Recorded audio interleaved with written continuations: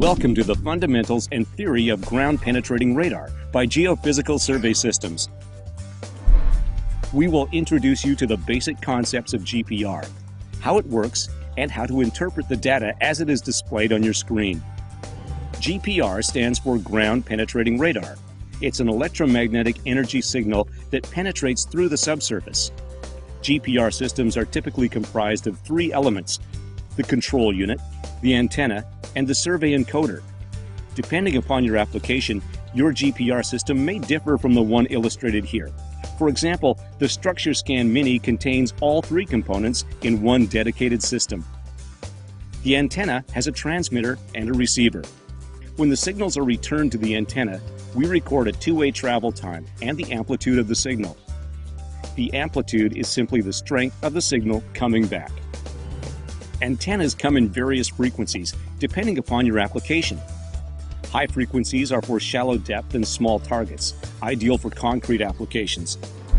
Low frequencies are for typically deeper depth and larger targets, such as utility, geological, and archaeological applications. Survey areas with high conductivity can limit the depth and effectiveness of ground-penetrating radar.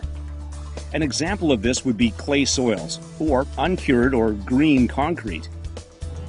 Here is an example of objects or targets underground and how the data will be displayed in real time. As you collect the data, note the hyperbolas, or upside-down U-shape, when targets are crossed at 90 degrees. When you back the antenna up, a cursor will appear on your screen. By bisecting the hyperbola with the cursor, this will mark the horizontal location of that target. Radar travels at different speeds through different mediums. A value is assigned to these mediums to represent different velocities of radar. This value is called dielectric. Dielectric is important so the depth of targets or layers can be accurately estimated.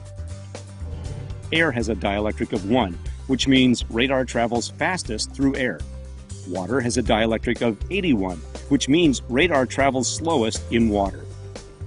Every medium in the world falls somewhere in between. Lastly, remember that GPR is electromagnetic energy. Other sources of electromagnetic energy, such as cell phone towers and two-way radios, may interfere. These will not cause any damage, but may make it more difficult to see deeply into concrete or soil. In addition, unlike X-ray or other technologies, ground-penetrating radar is not harmful and has no site restrictions associated with use. This brings us to the conclusion of the theory and fundamentals of ground-penetrating radar. For more information on data interpretation and specific applications, please visit www.geophysical.com. Thank you.